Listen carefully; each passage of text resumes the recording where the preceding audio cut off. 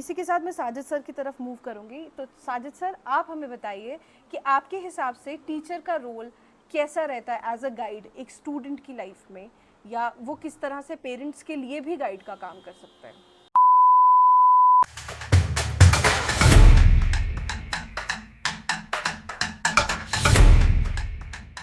First of all it's my pleasure to be the part of this discussion. मेरा ये मानना है कि teaching is more than books, कि टीचर का काम सिर्फ किताब का सिलेबस पढ़ाना नहीं होता है। We also teach the syllabus of life. तो हम बच्चों को सिर्फ एग्ज़ाम के लिए तैयार नहीं करते हैं, हम बच्चों को लाइफ के लिए तैयार करते हैं। We give them confidence, we teach them values, और उनकी सोच को हम एक राइट डायरेक्शन देते हैं, पॉजिटिव डायरेक्शन देते हैं। जब पेरेंट्स हमें अपना ट्रू पार्टनर समझकर हमारे साथ काम करते हैं तो बच्चों को एक दोनों तरफ से एक पॉजिटिव सपोर्ट मिलती है, एक स्ट्रॉन्ग सपोर्ट मिलती है। Just like the walking needs the two strong legs. इसी तरह से बच्चे की सक्सेस के लिए, बच्चे की सफलता के लिए, कामयाबी के लिए पेरेंट्स और टीचर्स के बीच बैलेंस होना बहुत ज़रूरी है। सो तारिक सर, कंक्लूड करते हुए आप मुझे बताएं कि किस तरह से आपके हिसाब से एक आइडियल पेरेंट टीचर्स का रिलेशनशिप होना चाहिए? जी मैम, मेरा मानना है कि आजकल हम सभी ये एक्सपेक्ट करते हैं कि हम जो अपने स्टूडेंट्स को अपने वार्ड्स को स्कूल्स में भेजते हैं विद दिस एक्सपेक्टेशंस कि हमारे कुछ रिजल्ट्स अच्छे आएँ। और इसके लिए मैं आपको बताना चाहूँगा कि अगर पेरेंट्स ये एक्सपेक्ट करते हैं कि हमारा स्टूडेंट एक अच्छे स्टूडेंट की फॉर्म में उभर के आए, तो उसके लिए ज़रूरी है कि हम उसको एक आइडियल एनवायरनमेंट दें। और ये जो हमारा आइडियल एनवायरनमेंट है, ये सिर्फ खाली घर पे नहीं है, स्कूल पे भी, एक बाहर सोसाइटी में भी है। तो सबसे पहले हमारी ये कोशिश रहनी चाहिए कि हम स्कूल में उनको एक अच्छा आइडियल एनवायरनमेंट दें। उसके बाद इसी तरीके से घर में भी बच्चे को एक अच्छा एनवायरनमेंट अगर होगा तो हमारा जो बच्चा है वो उसकी एक साउंड डेवलपमेंट हो सकती है। बाज़ औक़ात हम लोग क्या करते हैं, अगर स्कूल अच्छा हो तो घर में हम बच्चे को अच्छा एनवायरनमेंट नहीं दे पाते हैं, या अगर घर पे अच्छा एनवायरनमेंट हो तो सोसाइटी में बच्चे को अच्छा एनवायरनमेंट नहीं मिलता है, जिसकी वजह से कहीं ना कहीं एक बच्चा जो ना लैग करता है। लिहाजा school as well as parents की ये एक रिस्पॉन्सिबिलिटी बनती है कि वो अपने बच्चे के एनवायरनमेंट को चेक करें, उनकी जो कंपनी है उसको चेक करें।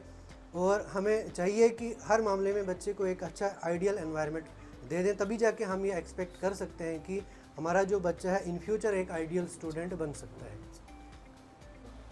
मंजीत सर, मैं आपसे जानना चाहूँगी, पहले के टाइम पे हम कहते थे कि मॉरल वैल्यूज़ और एथिक्स का बच्चे की लाइफ में रोल काफ़ी ज़्यादा होता था, अपब्रिंगिंग में बहुत ज़्यादा होता था। तो आप क्या कहना चाहते हैं कि आज के टाइम पे एथिक्स और मॉरल वैल्यूज़ का क्या रोल है बच्चे की लाइफ में और कैसा होना चाहिए? जी मैम, बहुत अच्छा क्वेश्चन पूछा आपने और काफ़ी ज़रूरी भी है आज के टाइम के हिसाब से। तो बहुत सारी चीज़ें जो होती हैं वक्त के साथ बदल जाती हैं, लेकिन कुछ चीज़ें ऐसी होती हैं जो कभी नहीं बदलती, जिसमें हमारी मॉरल वैल्यूज़ आती हैं। तो मॉरल वैल्यूज़ जो हैं वो बच्चे को सिखाना बहुत ज़रूरी है। और ये जो एथिक्स हैं, मॉरल वैल्यूज़ हैं, ये पेरेंट्स और टीचर्स दोनों का काम है ये बच्चे को सिखाना। तो आप अगर बच्चे के अंदर कभी भी देखते हैं कि हमारा बच्चा मॉरली अच्छा नहीं है, स्ट्रॉन्ग नहीं है, तो उसको डायरेक्टली कन्फ्रंट ना करें। उसको आप पहले जानने की कोशिश करें कि क्या वजहें हैं जिस वजह से इसमें मॉरल वैल्यूज़ में किसी न किसी एंगल से कमी आई है, कोई प्रॉब्लम फेस कर रहा है। तो पहले आप उसका रूट काज जानें। अगर आप काज नहीं जानेंगे तो शायद आप बच्चे को मॉडिफाई नहीं कर पाएंगे। ये टीचर और पेरेंट दोनों का काम है। जैसे फॉर एग्जांपल इस बॉटल में अभी पानी है और अगर मैंने इसमें जूस डालना है तो सबसे पहले मैं इस पानी को बाहर निकालूंगा, उसके बाद इसमें जूस डाला जाएगा। सेम ऐसे ही अगर बच्चे में हमने मॉरल वैल्यूज़ डालनी तो उसके अंदर पहले जो बुराइयां हैं उनका काज जान के वो बुराइयां निकालेंगे, उसके बाद उसके अंदर हम मॉरल वैल्यूज़ डाल सकते हैं। और ये मॉरल वैल्यूज़ के लिए सबसे अच्छा जो सोर्स है वो हमारा रिलीजन है। बच्चों को हमेशा गॉड के साथ इंट्रोड्यूस करवाएं, उन्हें बताएं कि आप जहाँ भी जाते हैं आपके जो भी एक्शंस हैं उनको लोग देखें ना देखें, लेकिन there is one super power जो ऑलवेज आपको देखता है, ऑब्जर्व कर रहा है। आपके जो भी एक्ट हैं, एक्शंस हैं, कोई तो है जो देख रहा है। और ये सिर्फ बच्चे को बताना नहीं, ये फील करवाना दिल से कि कोई है जो देख रहा है। अगर आप बच्चे को बता रहे हैं कि कोई है जो आपको दिख रहा है, लेकिन खुद एक टीचर हो या पेरेंट हो, वो खुद ऐसे एक्शन करेंगे जिससे बच्चे को लगे कि पापा को या टीचर को तो अलमाइटी का कोई खौफ नहीं, तो शायद उसके अंदर वो क्वालिटीज़ कम आएंगी। तो बच्चे को रिलीजन पढ़ाएं भी, रिलीजन में जो मॉरल वैल्यूज़ हैं वो बताएं भी, और गॉड का कॉन्सेप्ट उसको सिखाएं कि वो हमेशा हमें देखते हैं। तो इस चीज़ से मुझे लगता है कि आज भी हम अपनी सोसाइटी में मॉरल वैल्यूज़ ला सकते हैं, क्योंकि बच्चे रिलीजियस से बहुत दूर जा रहे हैं दिन दिन। तो ये बहुत ज़रूरी है कि रिलीजन इंट्रोड्यूस किया जाए, उनको फील करवाया जाए दिल से, और रिलीजन को रिस्पेक्ट करें, तभी जाके उनके अंदर मॉरल वैल्यूज़ आ सकती है। Thank you ma'am. बहुत ही अच्छे पॉइंट्स बताए कि आज के टाइम में जब लाइफ इतनी फास्ट हो रही है, we need to take a pause, और हमें अपने गॉड को, अलमाइटी को थैंक यू बोलना और ग्रैटिट्यूड शो करना बहुत ज़रूरी है। और एंग्जाइटीज़ और डिप्रेशन जैसी चीज़ें, और आज के टाइम में हम जो ऐसी चीज़ें देख रहे हैं, इससे एक ही तरीका है गॉड के साथ अपना कनेक्शन डेवलप करने का। और पेरेंट्स को बहुत ही इम्पॉर्टेंट है अपने बच्चे को स्पिरिचुअल पाथ पे लाना। तो ये आपने बहुत ही अच्छा और इम्पॉर्टेंट पॉइंट ऐड किया। तो इसके साथ मैं इरफान सर आपसे एक सवाल करना चाहती हूँ पेरेंट्स के बारे में ही, कि उन बच्चों की प्रोग्रेस में आप क्या डिफरेंस देखते हैं जिन बच्चों के पेरेंट्स एक्टिवली उनके साथ उनकी लर्निंग में इंगेज्ड होते हैं, या स्कूल जो भी एक्टिविटीज़ कराता है उसके साथ वो अपडेटेड रहते हैं, एज़ कम्पेयर टू उन बच्चों के जिनके पेरेंट्स बहुत अनअवेयर होते हैं कि स्कूल में क्या एक्टिविटीज़ कराई जा रही हैं, क्या एग्ज़ाम है, क्या सिलेबस है, या इवन कि हमारे बच्चे की लाइफ में क्या चल रहा है। तो क्या आप कोई डिफरेंस देखते हैं ऐसे बच्चों की लाइफ में और उनकी प्रोग्रेस में? ऐसे पेरेंट्स जो काफ़ी एक्टिवली पार्टिसिपेट करते हैं, अपने बच्चे को मॉनिटर सही तरीके से करते हैं कि हमारा बच्चा किस सोसाइटी में रह रहा है, किस फ्रेंड सर्कल में रह रहा है, उनके एकेडमिक्स के हिसाब से अपने बच्चे को सही तरीके से मॉनिटर करता है। तो as compared to those parents जो इस चीज़ को लैक करते हैं, तो उनके बच्चे में काफ़ी अच्छी डेवलपमेंट होती है, उनकी पर्सनैलिटी काफ़ी अच्छी होती है as compared to those students और दोज चिल्ड्रंस जिनको सही तरीके से पेरेंट्स ध्यान नहीं रखते, ज़्यादा एक्टिवली पार्टिसिपेट नहीं करते उनके लाइफ में क्या चल रहा है। ऐसे स्टूडेंट्स जिनको पेरेंट्स सपोर्ट करते हैं वो काफ़ी हाईली मोटिवेटेड होते हैं, उनको अपने गोल्स के बारे में पता होता है कि हमें क्या करना होता है, क्योंकि वो गाइडेड होते हैं, उनको पेरेंट्स एक गाइडेंस प्रोवाइड करते हैं।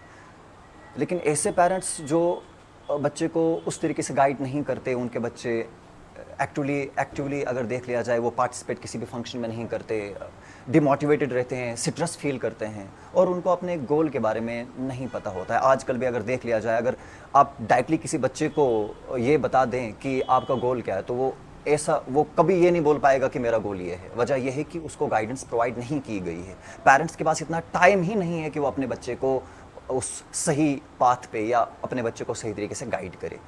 बिल्कुल सर, आपने बहुत अच्छी बात कही, बहुत ही पॉजिटिव पॉइंट्स भी बताए कि पेरेंट का कितना इम्पोर्टेंस है उन बच्चों की प्रोग्रेस में। जिन बच्चे प्रोग्रेस करते हैं, एक्सेल करते हैं, उसमें उनके पीछे ज़रूर पेरेंट्स के एफर्ट्स होते हैं, और पेरेंट्स के एफर्ट्स के बिना मुझे नहीं लगता बहुत सारे बच्चे आगे बढ़ पाते हैं। तो जो बच्चे आगे बढ़ते हैं उसमें डेफिनेटली उनके पेरेंट्स के सैक्रिफाइसेस और एक्स्ट्रा एफर्ट्स होते हैं। तो इसी के साथ मैं हीना मैम से जानना चाहूँगी कि मैम आप बताएं कि उन पेरेंट्स के लिए कुछ एडवाइस दें जिनके बच्चे अभी एलिमेंट्री स्टेज पर ही हैं और जस्ट बिगिनर्स हैं, जिनके बच्चे अभी एकेडमिक्स में आ रहे हैं, तो उनको किस तरह से अपने बच्चे की फाउंडेशन करनी चाहिए, या किस तरह की उनको टेक्निक्स डेवलप करनी चाहिए ताकि उनका बच्चा जो है वेलफेयर की तरफ ज़्यादा वेलफेयर हो पाए उस बच्चे का, और वो टीचर के साथ किस तरह से कोऑर्डिनेट कर सकते हैं बच्चे के लिए जो छोटे हैं, एलिमेंट्री लेवल पे हैं। Okay, thank you ma'am. And आपका क्वेश्चन बहुत ही एक पेरेंटिंग ओरिएंटेड है कि चाइल्ड की बेटरमेंट के लिए क्या स्टेप्स लिए जाए।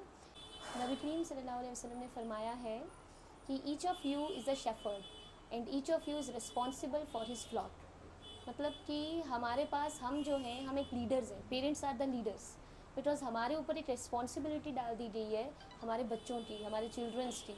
अब ये रिस्पॉन्सिबिलिटी का हमने आंसर देना है अपने गॉड को कि हम कैसे इस रिस्पॉन्सिबिलिटी को निभा रहे हैं। और उसका ये मतलब नहीं है कि हम बच्चे को हर चीज़ प्रोवाइड कर रहे हैं, बट हमारा बच्चा कल जाकर कैसा एक ह्यूमन बीइंग बनता है, कैसा मैनकाइंड बनता है, कैसा सोल्यूशन बनता है किसी भी मैनकाइंड सिचुएशंस में। तो ऐसी सिचुएशंस का आंसर हमसे पूछा जाएगा कि हमने अपना जो चाइल्ड है, अपने बच्चे जो हैं, उनको कैसा बनाया हुआ है। एंड अगर हम इसकी तरफ ध्यान दें अच्छे से, तो पेरेंट्स को सबसे पहले ये नॉलेज रखना चाहिए कि एवरी चाइल्ड इज़ यूनिक। और अगर यूनिक है तो इट मीन्स उनके साथ डील करने के लिए एक पेरेंट शुड बी फ्लेक्सिबल होना चाहिए कि हर एक सिबलिंग्स में देखें, भाई बहन देखें, तो हर एक का क्या उनका इम्पोर्टेंस है उन बच्चों की, या क्या उनके प्लस हैं, क्या उनके माइनस साइंस हैं, तो वो हर एक के डिफरेंट होंगे। कहीं का कुछ इंटरेस्ट होता है बच्चों का, कुछ बच्चे कहीं और इंटरेस्ट दिखाते हैं, तो एक पेरेंट ने अपना अप्रोच फ्लेक्सिबल रखना है अपने बच्चों के लिए। And the second is that कि पेरेंट अपने बच्चों को एनकरेज करें, वो जो भी अच्छा काम करते हैं, चाहे कितनी छोटी से छोटी नेकी क्यों ना हो, उनको एनकरेजमेंट दें, ताकि बच्चे को लगे नहीं मैंने कुछ अच्छा किया है, और उसके लिए वो फ्यूचर तक वो वही सोचे कि नहीं मुझे अच्छा करना है। कि ये हमेशा मेरे लिए एक एनकरेजमेंट का एक पॉइंट ऑफ व्यू रहता है फ्रॉम माई पेरेंट्स। मैं उनके लिए एक प्राइड का एक मोमेंट बनाऊँ कि जिसमें हमेशा वो मेरे लिए प्राइड फील करें। तो ऐसा कुछ बच्चों के लिए हमेशा करते रहें। और खासकर पेरेंट्स ने पॉजिटिव रीइंफोर्समेंट बच्चों के साथ बहुत अच्छे से रखनी है, क्योंकि मुझे नहीं लगता कि आजकल पनिशमेंट पे इतना ज़्यादा ध्यान दें पेरेंट्स, कि पनिशमेंट जो है कहीं ना कहीं बच्चे के अंदर कोई ऐसा सेंस डेवलप कर लेती है जिसकी वजह से बच्चा अपने आप को इमोशनली कभी भी अपने पेरेंट्स से अटैच नहीं कर पाता है। तो एक पॉजिटिव रीइंफोर्समेंट देते रहें बच्चों को, फ्लेक्सिबल रहें, उनको अच्छी चीज़ें सिखाएं और उनको एनकरेज करें कि वो रीडिंग के लिए उनके अंदर एक लव जो है वो क्रिएट हो कि मुझे अडाप्ट करना है, मुझे रीडिंग करनी है, मेरे अंदर एक पैशंस आए। और डिफरेंट कम्पिटिटिव लेवल्स होते हैं स्कूल्स में, कॉम्पिटिशन्स होते हैं, तो बच्चों को चाहिए कि पेरेंट्स को भी चाहिए कि अपने बच्चे को हमेशा इनमें पार्टिसिपेट करने के लिए उनको एनकरेज करना चाहिए कि वो पार्टिसिपेट करें, बिकॉज यही पार्टिसिपेशन जाके आगे चल के उन बच्चों में एक न्यू चेंज, एक बेटर, एक पॉजिटिव चेंज लाती है, जो उनका फ्यूचर जो है कहीं ना कहीं शेप अप करती है, पॉलिश कर देती है। और साथ में हमें लगता है कि हमें अपने बच्चों को ट्रस्ट तो करना चाहिए, बट वही सेम है कि ट्रस्ट में हमें थोड़ा ध्यान रखना चाहिए कि अगर बच्चे कोई चीज़ ले रहे हैं या उनके पास कोई स्पेसिफिकली कोई नई चीज़ आ रही है, तो पेरेंट्स को क्वेश्चन पूछना चाहिए कि आपके पास कहाँ से आया, कि आप जो भी आप देते हैं वो तो आपको पता होता है कि बच्चा क्या ले रहा है, बट ये चीज़ों का नॉलेज होना चाहिए कि आपका बच्चा ये यूज़ कर रहा है, ये चीज़ें हैं, तो ये चीज़ें कहाँ से आती हैं इनके पास। तो इस चीज़ का नॉलेज रखें कि बच्चों को हमने मतलब ऐसा फील भी नहीं कराना है कि हम उन पर हमेशा नज़र रख रहे हैं, बट हमें अपने अंदर ये इंटेंशंस क्रिएट रखनी है कि हमारा बच्चा कोई गलत सोसाइटी में ना हो। तो ऐसा भी ध्यान रखना है जो सोसाइटी है वो कैसी है, उनकी सोसाइटी के साथ भी थोड़ा सा अपने एक रिलेशनशिप बॉन्ड बनाएं, ताकि वो सोसाइटी आपको पता चल सके कि कैसा मेरा बच्चा किस सोसाइटी में रह रहा है, कैसे वो क्या चीज़ें सीख रहा है। तो एक बच्चों के लिए एक बहुत इंपॉर्टेंट है कि पेरेंट्स का एक मेन रोल है। आई थिंक 90% जो है, अगर एक बच्चे को शेप अप करना है, एक पॉलिश्ड फॉर्म में लाना है, एज ए डायमंड फॉर्म में लेना है बच्चा, तो उनके पेरेंट्स को बहुत सारा वर्क करना पड़ेगा, क्योंकि इसके लिए वो डॉट को भी आंसर देने के लिए रिस्पॉन्सिबल है, एंड वो खुद भी अपने आप को यही चाहेंगे कि हमारा बच्चा हमारी वजह से कहीं ऐसी चीज़ों में इन्वॉल्व ना हो। इवन एक और पॉइंट ऐड ऑन करना चाहूँगी मैं, मोबाइल फ़ोन्स। तो हमारे घर में कहीं ना कहीं एक ऐसा सिस्टम डेवलप हो जाना चाहिए कि हम लोग पेरेंट्स ही ये मोबाइल फ़ोन बहुत यूज़ करते हैं, हम लोग यहाँ से घर पे जाते हैं मोबाइल फ़ोन यूज़ करते हैं, और हम सोचते हैं कि हमारा बच्चा कल को उसी एज पे आए, या उससे आजकल तो छोटी क्लासेस में बच्चे मोबाइल फ़ोन्स का यूज़ करना जानते हैं, तो उसको यूज़ ना करें। तो अगर हमें कोई हैबिट उनमें डेवलप करनी है, तो फर्स्टली हमें वो हैबिट अपने आप में डेवलप करनी पड़ेगी। तो हमें बार बार ये मोबाइल फ़ोन्स का यूज़ नहीं करना पड़ेगा। घर पे जाएं तो मोबाइल फ़ोन ज़्यादा अवॉइड ही करें, हाँ कहीं पे इंपॉर्टेंट कॉल रिसीव की एंड देन शॉर्ट में ही करें, इतनी लॉन्ग भी नहीं कन्वर्सेशन करें कि बच्चे को आप टाइम ना दे सकें। तो एक मदर एंड फादर दोनों के लिए इंपॉर्टेंट है कि मोबाइल फ़ोन से जितना दूर हो सके आफ्टर वर्किंग आवर तो ये रहें, ताकि बच्चों के साथ टाइम भी स्पेंड कर सकें, और बच्चा भी ये अडाप्टेशन ना ले ले, ये चीज़ें सीखे उनसे कि नहीं मोबाइल फ़ोन एक सेकेंडरी थिंग है, it is not a first primary thing कि ऑलवेज़ हमारे हैंड में ही हो और हम इस पर वर्क करें। Thank you. Important points highlight किए। इसी के साथ मैं साजिद सर से जानना चाहूँगी कि आपको क्या लगता है कि क्या इम्पोर्टेंस है पेरेंट्स और टीचर्स के कम्युनिकेशन होने की, सक्सेसफुल कम्युनिकेशन होने की, और उनके बीच का कैसा कम्युनिकेशन होना चाहिए? मेरा ये मानना है मैम कि कम्युनिकेशन पेरेंट्स और टीचर्स के बीच एक ब्रिज की तरह होता है। जब ये ब्रिज मजबूत होगा तो मिसअंडरस्टैंडिंग बहुत कम होंगी। मैसेज मीटिंग हो या मैसेज हो, हर बात स्टूडेंट्स के लिए एक नई राह बनाता है। कनेक्टेड पेरेंट्स, कनेक्टेड टीचर्स एक कनेक्टेड चाइल्ड बनाते हैं। When both teachers as well as the parents work together in the same direction, the child doesn't just become a good student, he or she become a good human being. At the end मैं यही कहना चाहूँगी कि students अच्छे से Excel अपनी life में तभी कर सकते हैं जब एक कांस्टेंट ट्रस्ट और एक कोऑर्डिनेशन हो पेरेंट्स और टीचर्स के बीच में। मैं आप सबका थैंक यू करती हूँ फॉर योर वैल्यूएबल टाइम। आपके वैल्यूएबल फीडबैक्स का हम वेट करेंगे और कोई तरह का भी सजेशन आप हमें देना चाहते हैं तो हम उसे ज़रूर इनकॉर्पोरेट करेंगे and we will be back again with more such insightful podcast parents और स्टूडेंट्स के लिए, जिससे वो बहुत कुछ सीखें और हमें भी सीखने का मौका मिलेगा। Thank you.